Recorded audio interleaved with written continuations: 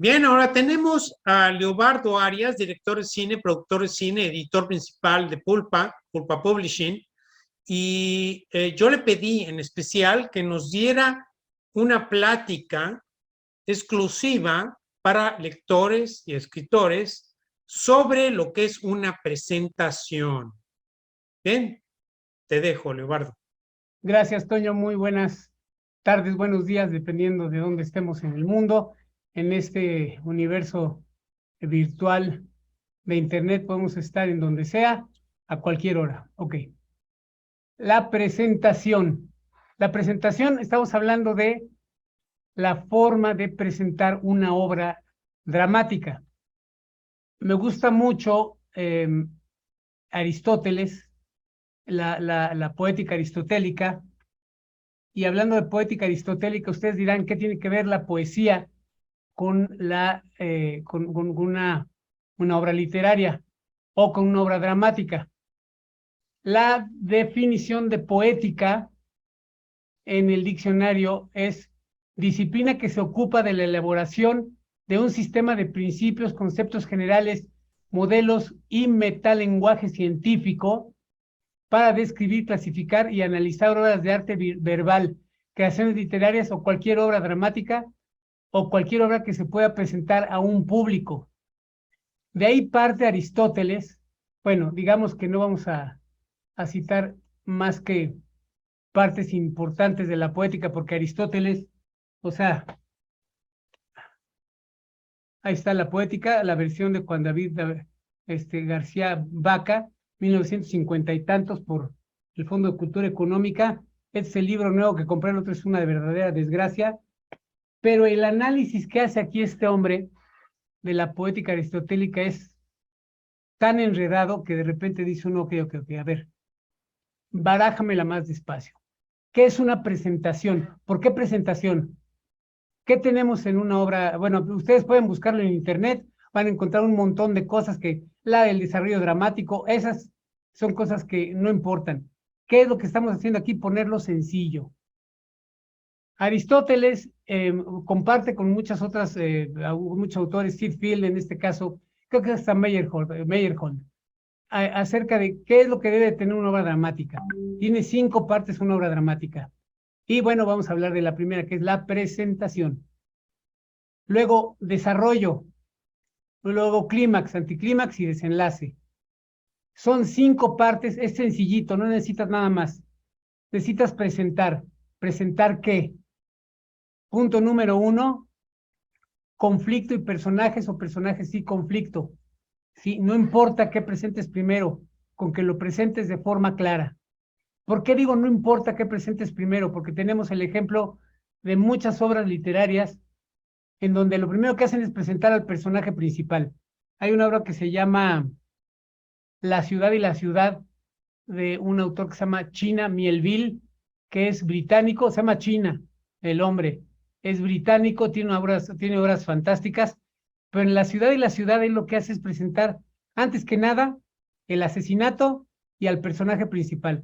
De ahí se va al conflicto y luego ya tenemos ahí. Es una obra muy, muy alucinada, con cosas que al principio dije, bueno, uno lo tiene que leer como autor por disciplina, porque hay que leer para saber qué es lo que hay en el mundillo de la literatura, sobre todo esta literatura que es una revoltura entre ciencia ficción y novela policíaca. Y me intrigó un poco porque China Miéville tiene varias cosas interesantes, lo hicieron incluso una serie bastante poco lograda de la BBC, pues siendo británico la BBC fue el primero que se interesó, pero la presentación que él hace no solamente es del conflicto, que es un asesinato, la búsqueda del asesino y de los personajes, sobre todo del personaje principal y los demás. Son 2 ciudades, por eso se llama La ciudad y la ciudad, que son 2 ciudades que están, es una frontera indefinida en donde la gente empieza a plantear una realidad muy, muy alucinada, podría decirlo en lenguaje coloquial, muy pacheca, porque la gente que vive en un lado con una nacionalidad tiene que desver, o sea, imagínense, ve las cosas y la tiene que desver. O sea, si ve a un cuate que se cruza con él, pero que está vestido como de la otra ciudad, lo tiene que desver porque si no es un delito, es una brecha en la seguridad. Entonces, es una cosa impresionante. Me tardé en agarrar, pero me pescó la novela, o sea, me la leí de 2 jalones, básicamente. Entonces, la presentación es importantísima, porque en el caso de China Mielville es un poco a tropezones, diría yo, porque no soy tan fan de ese tipo de cosas, pero presenta una realidad que va de acuerdo con el personaje, con nuestro personaje que estamos viendo aquí, el detective, y con el conflicto, porque el asesinato sucede en una ciudad y esta chava es habitante de la otra. Entonces se hace una revoltura de cosas y hay ahí, y la ciudad se llama así porque hay un conflicto, otro conflicto subyacente ahí, de primero encontrar al asesino y luego la presentación del conflicto entre las dos ciudades, entre los que quieren que las ciudades se unan y los que quieren que las ciudades sigan separadas, los separatistas y los unionistas. Entonces, fíjense qué interesante es que alguien presente un conflicto principal y los conflictos subyacentes, pero bien planteados. Hay que saber plantear bien conflictos, personajes, pero sobre todo tiene uno que saberlo plantear claro, porque ¿qué es lo importante en una novela? ¿Qué es lo que mueve la novela? El problema. ¿Por qué se llama problema? ¿Por qué se llama conflicto al problema? ¿Qué es un problema? Es una intención contra otra intención de que yo quiero pasar para acá y tú quieres pasar para allá y tenemos un problema que no se resuelve porque son magnitudes semejantes, ¿sí? El conflicto es un problema, es una intención de alguien, un asesino que no quiere que lo cachen y el detective que quiere cacharlo. Entonces es un tira y dale por todos lados y hay enfrentamientos y enfrentamientos y enfrentamientos que nos van llevando la novela, que nos van haciendo caminar a la novela. Hay subconflictos, hay muchas cosas, pero el conflicto principal tiene que estar bien planteado. Presentación de conflictos, señores, y de personajes. Digamos que el personaje, el principal, que no recuerdo cómo se llama, el protagonista, no es un personaje muy lucido, ¿sí? Es un personaje que es un policía de una ciudad que no ha tenido muchas cosas con las cuales enfrentarse. Primera vez que se enfrenta a un asesinato, es un personaje gris, ¿sí? ¿Qué es lo que lo hace atractivo? Precisamente su necedad de estar busque y busque al asesino hasta que da con él, que es una cosa impresionante porque lo va uno llevando de un lado para otro, lo trae uno como pelota de ping-pong, chin para allá, chin para acá, chin para allá, chin para allá, sin perder el hilo de lo que es la historia, ¿sí?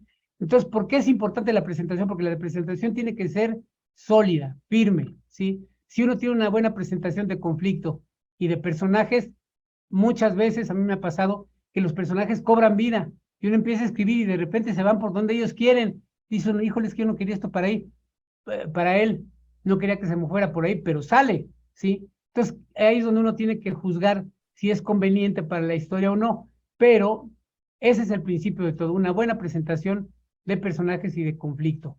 Hay muchos ejemplos de presentaciones, por ejemplo, les puedo les puedo citar a Star Wars, en donde lo primero que presentan es un conflicto entre el imperio y los otros que son los chidos o los buenos, pues. ¿En qué momento conocemos al protagonista?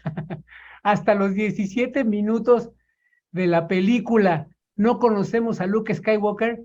Hasta los 17 minutos. Primero conocemos a la princesa Leia, a los robots, luego al malo, a Darth Vader. Luego se van para abajo, van para arriba, los van persiguiendo y después vemos a un joven Luke Skywalker, que es el protagonista, digamos, de la primera parte de la saga, porque pues es el que amalgama todos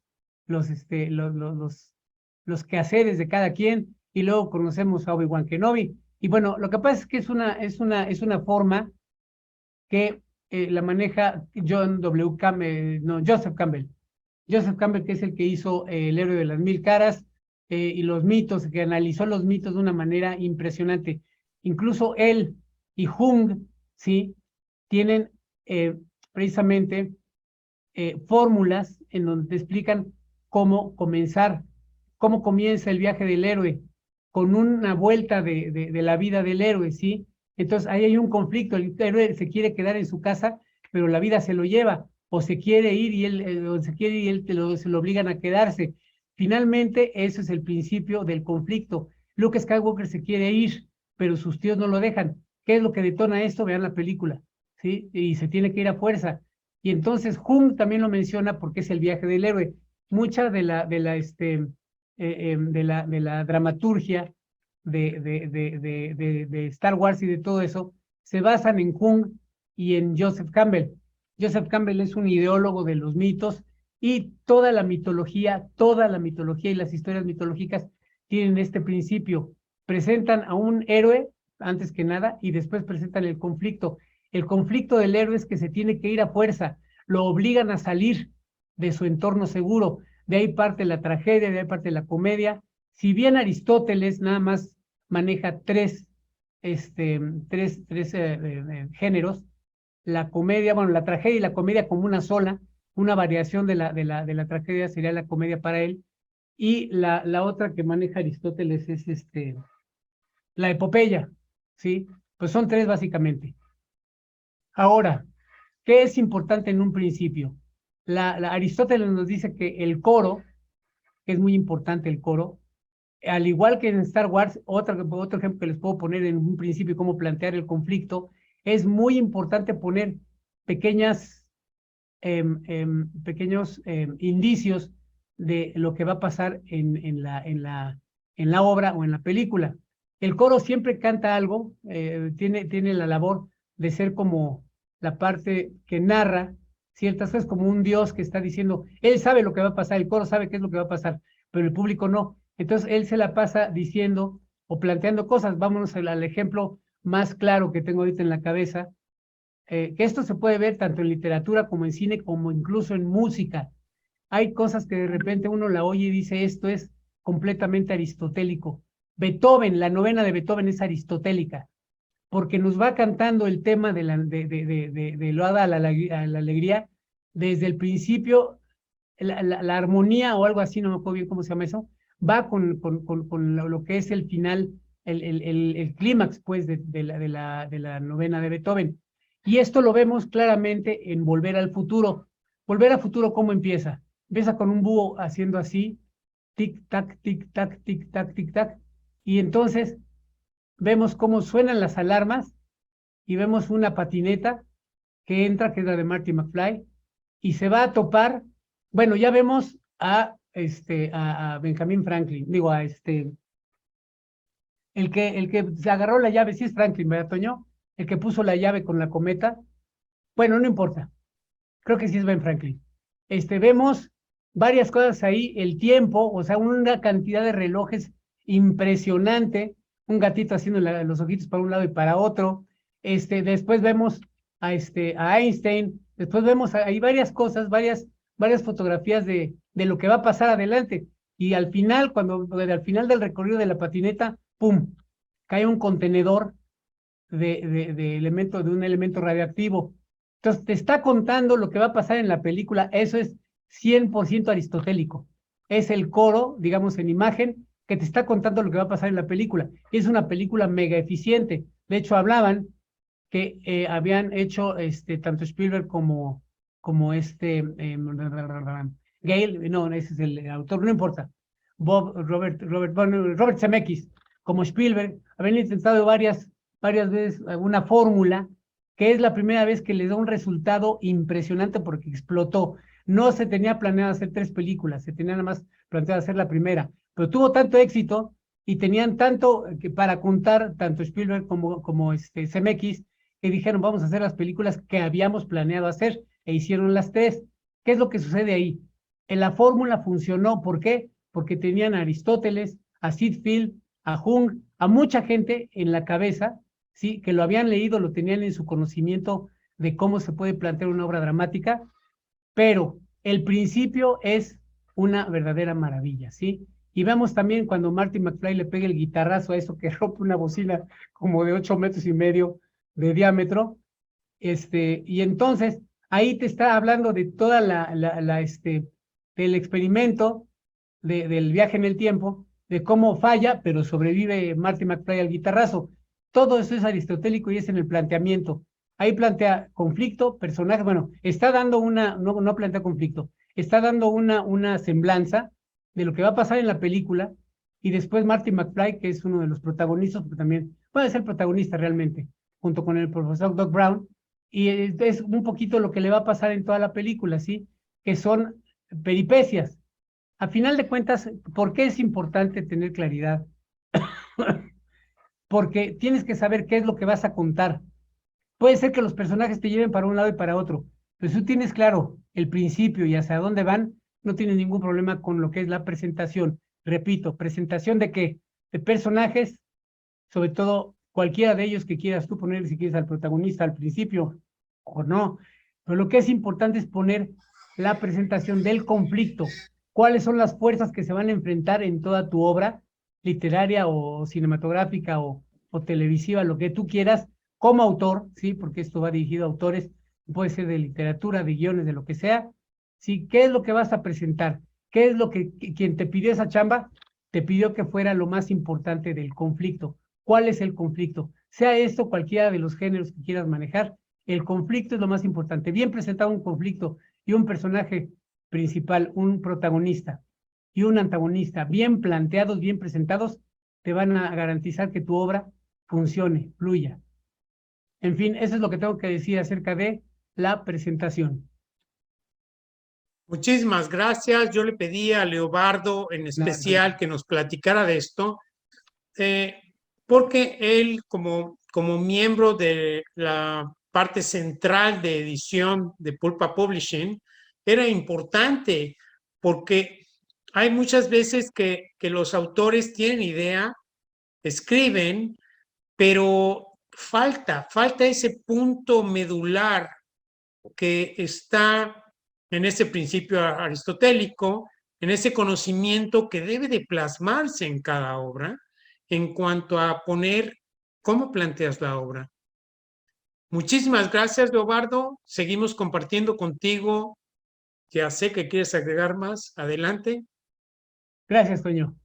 Bueno, es muy importante y recalco aquí que leamos lo que tenemos a la mano. Sea esto bueno o malo, necesitamos leer y tener la disciplina de terminarlo. Hay cosas que de plano son ilegibles, entonces yo me cuesta mucho trabajo dejarlas, así es que las tengo que terminar y hago un berrinche tremendo. ¿Por qué? Porque necesitamos cultura de lectura, ¿sí? No podemos pasarnos la vida viendo telenovelas, que es una verdadera mierda, ¿sí? Y juzgando cosas con el punto de vista televiso, melodramático, chafa, ¿sí? Incluso, desafortunadamente, las otras televisoras tienen una calca de lo que es Televisa, ¿sí? Tenemos que ser responsables de lo que contamos. No podemos pasarnos la vida diciendo, ay, qué bonito, se enamoraron y ahora se fueron. No, no, no, ni más. A mí me importa un soberano pepino o un bledo, como dijeran Lelutier, un día que nos vengan a atacar los bledos. ¿Saben lo que es un bledo? Es amaranto, por eso dicen, el amaranto es el bledo. Entonces, por eso me importa un bledo, pues ¿qué es un amaranto? Nada, una semillita de ese tamaño. Sin embargo, me importa un bledo, ¿sí? La cultura que tenemos ahorita televisiva. Eso tenemos que evitarlo como la roña, ¿sí? Necesitamos tener puntos de vista para juzgar, necesitamos agarrar un diccionario, ¿sí? Para aclarar las cosas que no entendemos. Hay palabras que uno dice, yo voy a confesar mi ignorancia enorme, no me enteré de lo que era muy, hasta que de repente dije, bueno, ¿qué diablos es la palabra muy? Es un acortamiento, un apoco, no me acuerdo si me dice apócope, de mucho, así como tons es de entonces, muy es de mucho. Y dice uno, bueno, 60 años, 62 años, leyendo la palabra muy y no sabía lo que quería decir. Eso es inaceptable. Entonces, bueno, una vez que tú checas todo lo que no entiendes, te haces responsable incluso de lo que tú puedes platicar. Tenemos que leer, todo mundo tiene que leer. Si quieres ser un buen autor, un autor respetado y todo lo que se requiere de un escritor, ya sea guionista o literato o lo que sea, tiene que leer lo que hay para saber a lo que se va a enfrentar. Quería decir esto porque me parece importantísimo que tengamos una cultura de lectura que nos ayude a juzgar lo que sea, lo que vamos a leer y sobre todo lo que, no tanto lo que vamos a escribir porque eso es aparte, pero no podemos juzgarnos a nosotros mismos, pero por lo menos tienes la cultura para poder escribir algo que tenga bases bien cimentadas. Muchísimas gracias, Leobardo. Yo comparto contigo, hay que leer mucho. Y, y quiero agregar que cuando uno lee diferentes modelos o formas que cada escritor tiene, son distintas. Ahora, ¿cuál te gusta a ti? Ahora, hablándole a los escritores, uno emula las cosas que a uno le gustan, ¿no? Recuerdo cuando una vez mi hijo me dijo que quería ponerse corbata. Ok, bueno, qué bonito, ¿verdad? Pero uno trata de imitar aquello que le gusta. Entonces, si leemos a un buen autor y realmente te conmovió el autor, algo te queda y no va a ser igual a ti. Tú vas a escribir y nunca va a ser igual porque cada cabeza es un mundo. Yo quería que Leobardo nos diera esta clase, le agradezco muchísimo que nos la haya dado, ¿sí? Vamos a seguir en contacto, vamos a seguir con todas las clases. Esta es una clase especial, nada más para darles un punto de vista de lo que es la presentación por un director de cine, por un productor que es y por un magnífico editor. Leobardo, muchísimas gracias. Gracias a ti, Toño. Un abrazo para todos. Y bueno, sigamos adelante con estos seminarios. Adelante. Gracias. Cerramos el ciclo.